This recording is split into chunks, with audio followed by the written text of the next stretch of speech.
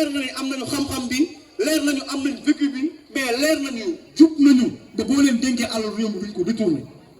parce que loolu kese moo di am solo ci politique d'accord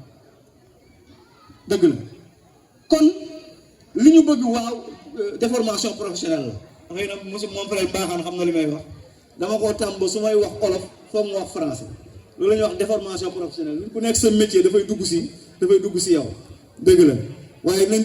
ci def suñu kenn kattan di wax ne kon fii ñun ñii léegi nag on va parler des dividendes xam nga wax nañu lor yi décharge bi am te ku nekk fii ci yéen sax gën ma koo xam y a beaucoup d'enfants qui sont nés avec des maladies pulmonaires poussière bi loolu c'est des conséquences waaye nag dañu ne ginnaaw bu ñu dundee loolu ba pare ñun l'état du Sénégal parce que état continuité la le gouvernement bi fi jógee moom moo lancé un projet de modernisation de la décharge je pense que les pose première pierre bi le président Macky Sall moo ñëw def ko fii bi mu ko defee yàlla def en 2024 bi wàcce ko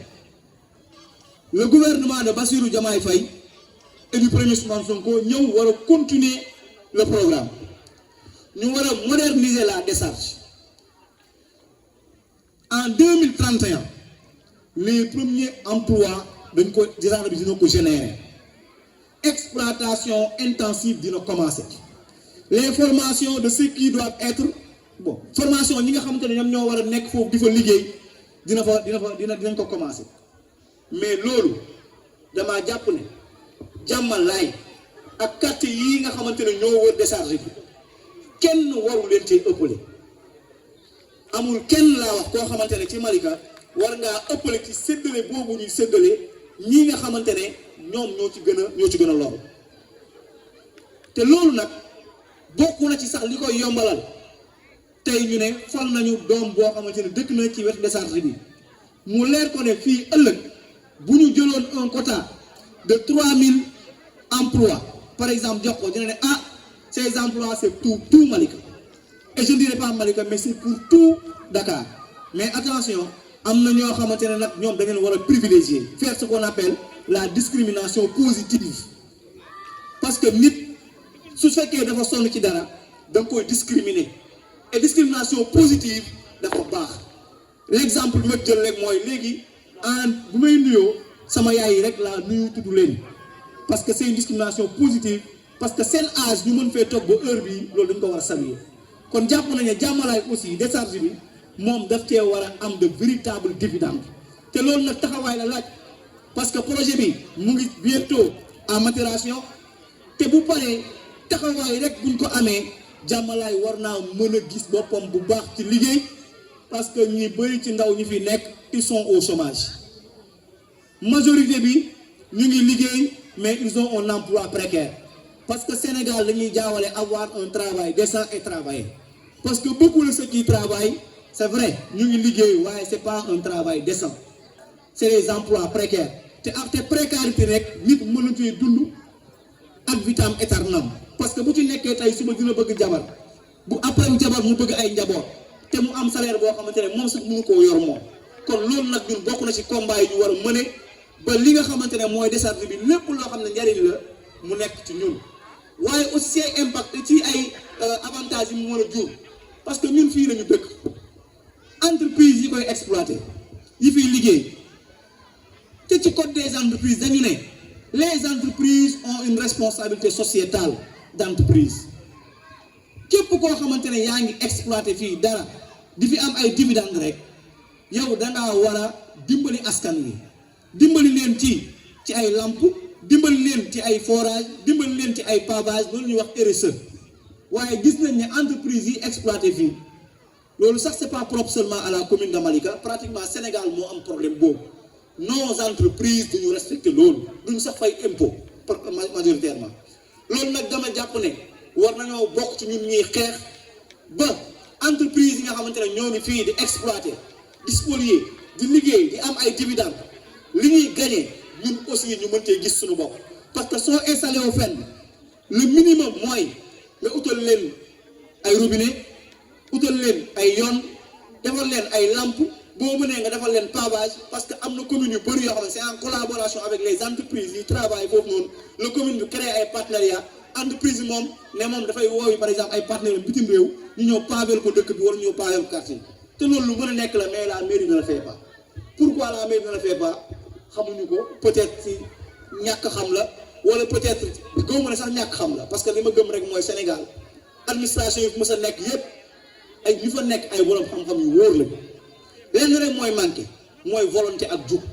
loolu kese mooy suñu problème mais man jàpp naa ne ëpp ma xam-xam Talla Gadiaga jàpp naa ne ëpp ma xam-xam ñi nga xamante ne ñooy ji lenn rek mooy problème bi mooy nit ñi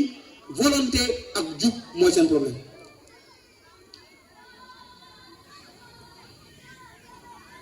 Voilà, merci Moussa. Donc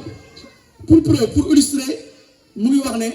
Banque mondiale étude bi mu def rek mu ngi wax ne en 2024 40% des enfants sont hors des classes et surtout nag ci sunu réew yi te parmi les causes lii de see bokk te jàpp képp ku yeewu ku xam ne réew boo xam dañ naan la xale yi ñu ngi génn classe bi réew boobu ku la fa dig développement jëlal yat dóor ko parce que xam-xam mooy développer réew te xam-xam duñ ko amee furul ci école yi su ma nee école nag école coranique bi ci la bokk école de Jules Ferry ci la bokk ministère centre de formation bi ci la bokk atelier bi ci la bokk mooy fu ñu jàngee xam-xam waaye nag xam-xam bi nga xamante ne moom la ñu bëgg en tout cas Sénégal ni muy doxee pour le moment ku ci bëgg a bokk ci ñi nga xamante ne ñoo koy tabax da ngay dem jàngi xam-xamu tubaab parce que fa la àdduna toll xam-xam yépp am njariñ waaye réew la koy doxal parce que bu ñu nee économie tey nos textes nos lois notre constitution tous nos codes sont écrits en français articulation suñu système économique bi yépp c'est en français kon loolu tey boo fekkee da nga koo bëgg a xam ak di ci wax il faut nga dem jàngi ñàkk jàng boobu nag suñu doom yi di nekk di def li muy indi nag musiba la kon yaakaar naa ne étude yi rek li mu wane parce que 40% loolu dafa bari may téeméeri xale yoo jël 40 yi dañuy bàyyi école te kanam la jëm kon nag jàpp naa ne loolu ñun waajur yi am nañ ci responsabilité certes suñu responsabilité mooy nañu fexe ba mettre les hommes qu'il faut à la place qu'il faut loolu première responsabilité la waaye nag aussi ñu bañ a jël toute la balle jeter ko à la mairie wala à l'état parce que le parent aussi am na responsabilité quoique nag moom aussi am na loo xam ne moo ko tënk di wax ne loolu mooy le propos jàmmalaay wala décharge bi war nañu ci ñun nii continuer di ci sensibiliser parce que la sensibilisation aussi elle fait partie des solutions parce que bu ñu waxee impact wax aléa wax dividende war nañoo wax nag en attendant de recevoir les dividendes ban posture ñun lañu war a am en tant que citoyen de jàmmalaay pour que population yi mën a dund ci ni mu gën a ñoŋee mooy d'abord par la sensibilisation lii ñu def nii tey sensibilisation la en quelque sorte parce que ñoom woo parents yi la xamal leen ne xale yi décharge bi ñuy fréquenter mën naa yàq mais aussi ñu wax leen ne une mairie visionnaire mënoon na ko atténuer parce que tey li tax xale yi jàmmalaay aussi di fréquenter à outrance la décharge parce que amuñu en dehors des cadres de l'école wala école coranique feneen fu ñuy épanouir jàmmalaay amul benn espace boo xamante ne nit ñi mën nañ fa dem toog amul aire de jeu boo xamante ne c'est conventionné pour le moment amul ay espace vert amul un jardin public amul foo xamante ne xale yi mën nañ faa dem di fa def yeneen activité un terrain de basket boo xamante ne xale yi bu ñu wàccee école seen xel day dem nañ nekk ci ay loisirs wala ñu dem di football wax naa ko bii passé fa ma demoon ma ne maa ngi gis xale yi léegi dans les quartiers ñu ngi commencé di organiser ay asiko ay concert nit ñi mën nañ ci gis aspect folklorique dëgg la waaye man dama ciy gis un aspect pédagogique parce que les enfants boo leen occupé wul rek leneen occupé leen bu leen école occupé wul distraction occupé leen leneen banditisme moo leen occupé te yaakaar naa ñu nekk di tëgg ak di way ak di football ak di foowee yenn yi moo gën ñu dugg ci banditisme te loolu nag xale bi pour mu am ko il faut mu am le cadre te cadre boobu nag population yi ñoo koy créer mais aussi je dis une chose sans que Cheikh mu ngi koy wax j'avais émis cette idée là dafa mel Khadim imam Khadim mos naa ci wax ak moom sama gars yi mos naa ci wax ak ñoom fii dama leen ñun on doit même pas attendre la mairie ñun ici dans le quartier te lii prétexte la war nañoo mën a commencer pagal suñu bopp war nañoo mën a commencer defal éclairage public suñu bopp c'est des cotisations volontaires ñun ñëpp ñu def ko ñu am un fonds de 2, 3, 5, 10 millions on assesse nos unités de production de briques les AIC là suñu AIC bii nii chaque dimanche on appelle tous les jeunes ñu ne ñun suñu nawetaan ñun bu ñuy préparer match mooy pavé ñu ne quartier bi dañuy jël quartier par quartier zone par zone ñu ne tey dimanche bii rue bi la ñuy pavé woo ndaw ñëpp ñu non seulement dinañ defal suñu quartier waaye dinañ leen former waale ci métier boobu mooy pavage te loolu yaakaar naa ne jarul ñu ciy xaar mairie bi ñun mënuñ ko defal suñu bopp. éclairage public bi aussi mën nañu ko defal suñu bopp parce que dans beaucoup de quartiers de Dakar aujourd'hui les gens n'attendent plus la mairie nit ñi ñoo jël seen alalu bopp cotiser jënd ay lampadaires def ko seen kër mu éclairer parce que sécurité mu ngi commencer ci leer waaye bu ñu yem rek ci sax def loolu mais que nos lampes là soient incorporées de caméras de surveillance comme ça dans nos quartiers parce que les caméras de surveillance dafay dissuader dina ragal loolu nit loolu bu ñu ko defee dina atténuer l'insécurité ñi may àndal ci politique ñëpp xam nañ ko sax bu ma guddee ñibbi si su ma yeggee ku nekk daf may woo ba xam yegg bi parce que des fois ma dugg fi 2 heures du matin par exemple dugg fi 3 heures du matin dañuy xalaat nan ma parce que bu may dugg noonu man kese ñu si bëri ci ñoom dañuy am njàqare te pourtant moi je n'ai pas forcément la même inquiétude ci ñoom fi ñu jëm parce que cadre xëy na bi ñu nekk moo gën cadre bi loolu nag ñun on ne peut pas seulement se cantonner à tirer à boulet rouge sur la mairie nos comportements aussi nous autres war nañu mën a à nous seuls ñu mën a commencer d'abord notre propre financement notre propre développement notre propre changement loolu lu mën a nekk la et dama ciy invité ñëpp di daaneel ci wax ne c'est difficile et très difficile te ñi may àndal ci communication ils feront la remarque de parler devant ses pairs. C'est difficile de parler devant sa famille. C'est difficile de parler devant ses amis. C'est difficile de parler devant ñëpp ñi nga xam ne ñoo la yar c'est difficile. waaye dañuy bëgg rek di ñaan képp koo xamante ne yaa ngi yeewoo ci quartier bi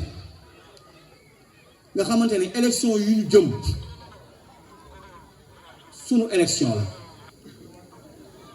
dañ ko war a gagner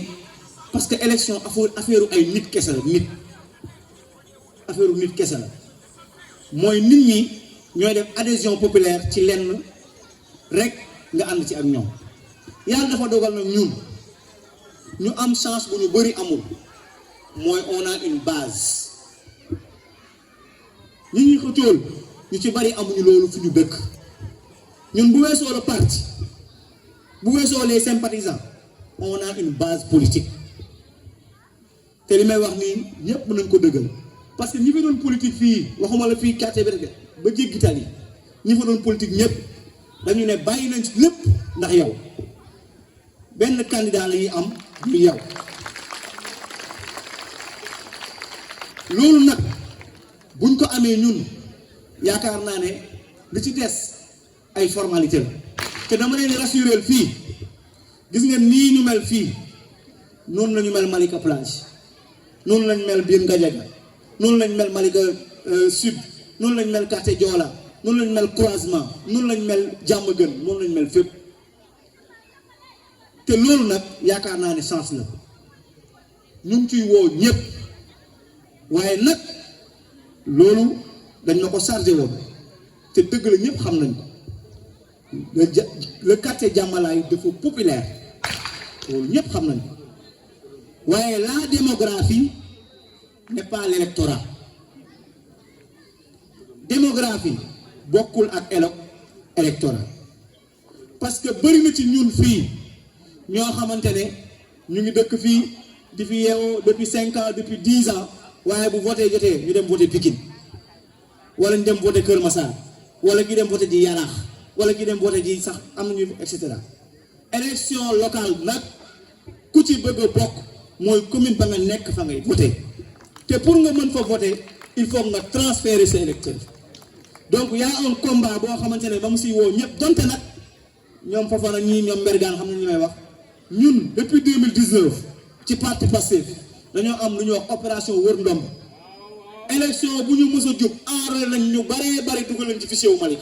boo gisee chaque jour ñuy gën a gagné gars yi parce que élection bu jot dañuy dugal ay centaines et des centaines de personnes ci fichier bi te ku dugg rek ñun lay faral mais fii nag dañoo bëgg jàmmalaay ak wax naa ko keroog si Sonatel wax naa ko Malika Plage dama ne am na ci bëri ñu fi dëkk ñoo xam ne duñ fi voté nañu transférer seen carte électeur nga xamante ne si on a 10 000 nouveaux pas 10 000 nouveaux 10 000 électeurs yoo xamante ne dañuy jokki dans les zones périphériques dinañ basculer électorat bi parce que loolu mooy dëgg mais dañ ciy woo ñëpp di woo aussi les primo-votants parce que bëri na fi ndaw yoo xamante ne dans leur carte dañ ciy bind ne personne non inscrite sur le fichier électoral ñoo ngi am carte d'identité waaye mënuñoo voter au mois de février bii la révision ordinaire dina ibbi pour 6 mois ñëpp nañ ko waajal on va mettre en place des équipes qui vont faire le tour du quartier et même je dirais même des quartiers pour recenser tous les jeunes yi nga xamante ne ils seront en âge de voter en 2027 ñu jël seen ay référence jël seen numéro de téléphone ba bu ñu ibbee liste yi ñu dem ci ñoom ànd ak ñoom utal leen domicile utal leen résidence ànd ak ñoom ba ci commission yi inscrire leen comme ça élection locale yi ñu mën a voter parce que la jeunesse là moom mooy changer la commune 70% de la population du Sénégal est jeune. C'est des gens qui n'ont pas encore 35 ans. 35 ans. Aujourd'hui, le fichier, il y a près de 45% dans le fichier qui n'ont pas encore 30 ans. Dans le fichier. Comme ça, le fichier bi commence di rajeunir. Nous avons l'âge médian au Sénégal. Sénégal, madame, âge médian, bon, 19 ans. Âge médian. Kon réew xalé la. Kon réew boobu xale yi dañ cee am seen partition dañ cee am seen responsabilité waaye bu ñu nee xale yi nag xale ci xel sax la ñuy wax parce que dañoo am conviction ne il faut âge yëpp ak couche yëpp pour construire quelque chose de solide parce que jeune kese dalul xel mag kese dalul xel li dal xel mooy ay ndaw yu ànd ak ay mag yu leen di xelal. Parce que xale yi ñoo am vitalité ñoo am dynamisme ñoo am créativité ñoo am force ñoo am temps waaye mag ñi ñoo am sagesse te mayonnaise boobu moom mooy mayonnaise bi ñu war a wër loolu nag yaakaar naa ne ci la ñuy woo ñëpp di kontaan ci présence yu ñëpp di wax ne incha allahu rabbi voilà très bien waaw donc c'est un rappel parce que pratiquement toutes les cartes d'identité nationale ñi nga xamante ne ñoom ñoo nekkoon les premiers à être enrôlés 2017 la woon te carte d'identité 10 ans lay durer en 2027 bii carte d'identité yu bëri dina expirer loolu aussi nañ ci bàyyi xel même si nag xëy na sax mën na bañ a am jafe-jafe lool parce que contexte électoral léeg-léeg dafay tax état jël ay mesures. Parce que vous dites réewu lëmb seen carte dafa war a jeex en 2027 te élection war a nekk 2027 état dina jël ay mesures